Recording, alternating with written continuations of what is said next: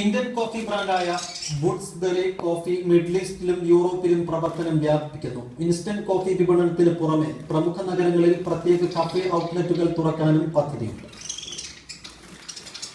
ചുരുങ്ങിയ കാലത്തിനുള്ളിൽ ഇന്ത്യയിലെ instant coffee വിപണിയിൽ മൂന്നാമതെത്താൻ വുഡ്സ്ബറി കോഫിക്ക് കഴിഞ്ഞിരുന്നു. ടാറ്റ കോഫിയുടെ നെറോ സാങ്കേതികവിദ്യ ഉപയോഗിച്ച് കാപ്പിയുടെ നറുമണം ചോരാതെ തയ്യാറാക്കുന്ന ഉൽപ്പന്നമാണിത്.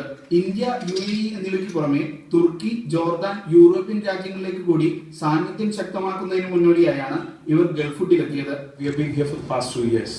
Last year we were here, introduced ourselves as an official launch, and we're doing good.